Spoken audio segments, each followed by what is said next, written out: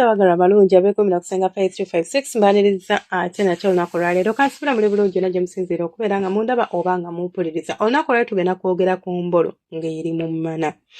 Nsomesezzaako ku videos ez'enjawulo by'olina okukola nga like nga tonaba kuyingiza mu kira biki, naye waliwo akantu abantu oluusi ke mutera okubeera nga temussaako nnyo birowoozo naye ate nga ka-affectinga engeri gye mugenda okuzinamu abakyala bammwe. Buli bw'obeera nga bw'oba ozina omukyala oba buli bw'obeera nga bw'oyingira emmana olina ebintu ebimu by'otakola, ogenda kwesanga nti emmana y'omukyala tagenda kuwoomerwa ate n'omukyala tagenda kuwoomera mukira gwo oba tagenda kuwoomerwa wezina. Nga waakayingiza omukira bw'oti bwe papa ne guyingira mu mmana, ekintu ky'osooka okubeera ng'okola actually nga tonnaba na kugenda kuguyingiza. Bw'oba oguyingiza olina engeri gy'oguyingiza. Mwewala okuyingiza omukira ng'oguyingiza mulundi gumu weppu. Omukira nabagamba tuyingira mpola mpola, beat ku beat, mpola mpola. Omanyi okuyingiza omukira naye nga togenda nti osooba bati ng'oguyingiza ku peesi yo naye si yakusooba ate si yakupakuka. Bw'olumala okuguyingizayo n'okakasa nti omukira gye guli, ebintu bibiri oba bisatu bye nkwagalako. Njagala oyige kye tuyita angling, ekyo nakisomesaako ate akiraba live weeri obukodyo bwe baziniramu emmana osobola okuginyuunyaako n'oba ng'ogifuna. Njagala oyige kye tuyita angling. Angling otya oba oteeka otya omukira mu mmana ne gubeera nga gusobola okukoona ku bisenge by'omukyala nga tozina mu bbanga oba nga tozina wakati. Namba 3 olina okuyiga okugirindinga, si kuzina mmana ng'okola ta okyusaamuko mu ngeri gy'obeera ng'ogenda kutambuza omukiro alternatinga. Ti bwe nsituka nga bwe nnyingira ne mmala neewuubirako wano n'otetenkanya sorry about that.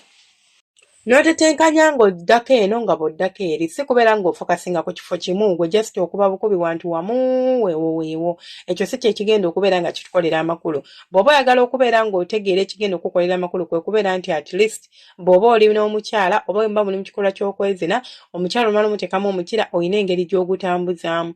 Nasomesaako ku kye tuyita entambula y'omukira mu mmana. Entambula y'omukira mu mmana bwe bukodyo bw'okozesa okubeera ng'omukira gwe gubeera munda, olina engeri gy'ogutambuzaamu mu ngeri ez'enjawulo oba mu bifo eby'enjawulo. Nti waliwo abasajja ebiseera ebisinga nga gwe oluteekayo omukira ofa kimu kupampinga ng'olinganga gwe bagambye nti simayo ogenda tuuka ku zaabu ali awo kumpi. Eyo nsobi ate ensobi nnene affectinga abakyala, affectinga omusajja. Omukyala kwe kumuzina n'olaba nti omuzinako okuva wano na wali n'akala. Omukazi yenna ng'anyumirwa okwezina kizibu nnyo nga gye nkomezza okubeera ng'agenda kubeera ng'omuzina mbu n'akala ng'akala biki.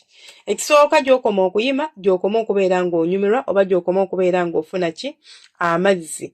Kati ate buli bwenkoma okubeera nga ntoba oba buli gye nkoma okubeera nga sinyumirwa kindeetera kubeera nga nkala.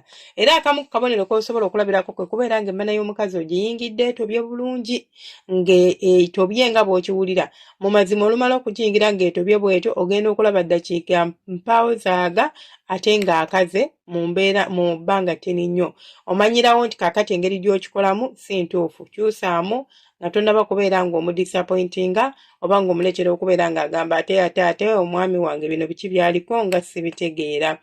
So kyusaamuko mu nzinayo mukwano, erinza okuba enzinayo yembi nga yevaako obuzibu oba yevaako leenya mu ngeri efaanaganako bw'etyo. Then n'ekirala ky'olina okubeera ng'otegeera buli bw'obeera ng'omukira oguzina ng'ozinira ku bisenge oba ng'ogutambuza nga guli munda ng'otabaala eno n'eno ng'ozina omukyala nga tofumita wakati wokka, ogenda kwesanga nti omukyala ono bwe muba mu kikolwa ky'omukwano oba mubeera mu kwezina anyumirwa nnyo. Ojja kulaba ng'akola movements z'omubiri gwe nga y'omuntu, kyekimu ku biri kulaga nti kati ndi kwalaali oba ddala omuntu wange byendiko ddala naye byaliko. Akyusa ku kiwata, alina engeri gye yeekyusaamuko tabeeranga mugogo, ajja kuba anyumirwa era ng'omukira agufiiringa. Omukira bwe guba nga guli munda lumu once in a while, it doesn't mean nti buli omukira gubeera munda olina kubeera ng'okuba ng'ozina ak'olumu omukira guba nga guli munda oguteekamukko ne gurestinga ne gubeeramukko nga guli mu kaseera nkayite ntya its moment, guli mu kaseera kaagwo gwenyumirwa oba gwofiiringa moment eyo gye guba gulimu. So osobola okusalawo nti kati nze kyengenda okukola kyangu nnyo, ngenda kuyingiza omukira nzine era ne bwe naatuuka naddala nga mpulira oba njagala kusamula sijja samula bima njagala kwejinga. Ne babaga nti gusikeyo just relax oguteeke mu mana gwebakiremu kyempita still technique like ne gubeeramu nga tegumuvinga teguddawo tegukola ki yes kabanga kati ni towozaayo na ddakiika then ogugyeyo obeere ng'okyusaamuko mu style omukazi tomuzinira mu style emu ekyo nzize nga nkyogera omukira gubeera mu mana ne style zizooziniramu zikyuka sigamba style zino nti omukazi akyuka agende mu kabuza njogera ku style z'omukira engeri gye gutambula nga guli munda eyo gusobola okutambula mu style esooka yingira fuluma ne gutambulira ku style endala eya grinding ate ne gutambulira ku style eya rocking obeera ng'omuntu eyeesuuba ku kyesuubo naye nga olina engeri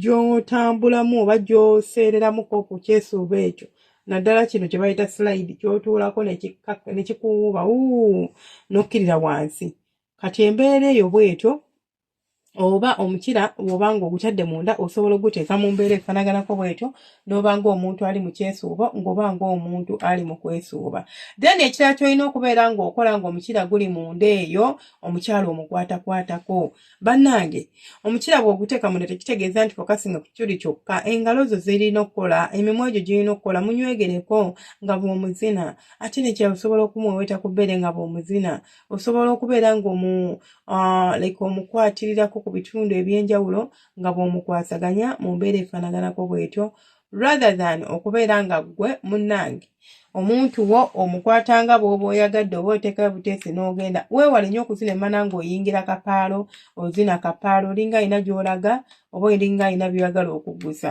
kyukyu bannange kyukyu oyo si mulungi atama abakyala n'aleetera omukazi okubeera nga tayagalira ddala byakumukwatako so buli bw'oyingiza omukira naddala ng'okimanyi nti omukira gwo si munene nnyo kiri awo ng'oli mu average kakasa nti engeri gye gutambula mu ngeri ya rhythmatic nti gulinga nga luyimba asooka n'akuba alto n'akyusa n'agendako mu bass n'agenda mu soprano naawe bw'otyo bw'obeera okola oba naye bw'otyo bw'oba okola omukazi ojja kuba naye ng'omulimu ttaano nze nabagamba ebitwala abakazi n'abasajja mu bwenzi ekikyasinza okukulembera namba emu kitanda buli bw'abeera ng'omuntu tafuna ekyo kyayagala mu kitanda agenda kukinyoonya buli wamu ajja kufuuza ajja kugenda yonna asobole okuba ng'akifuna kubanga kyanoonya naye ate ng'akirese waka just yalemeredde oluusi okubuulirako nti munnange oba kino kyenjagala oba nawe ng'omuntu munnaye nga togambwako byebyo nno ebyange nsigadde nze Senga Faith 256 mbagala nnyo bantu bange temwerabira ku subscribinga ku likinga no commentinga tukola live zaffe okuva ku Monday paka Lwakuna ssaawa ziba 2 ez'okumakya ssaawa 7 ez'emisana ne ssaawa 2 oba 3 ez'ekiro then ne tukola ne live tulina TikTok account eyitibwa Senga Faith 256 osobola okuyitayo n'osubscribinga byebyo ebyange mubeere bulungi temujjanga okwo mweraba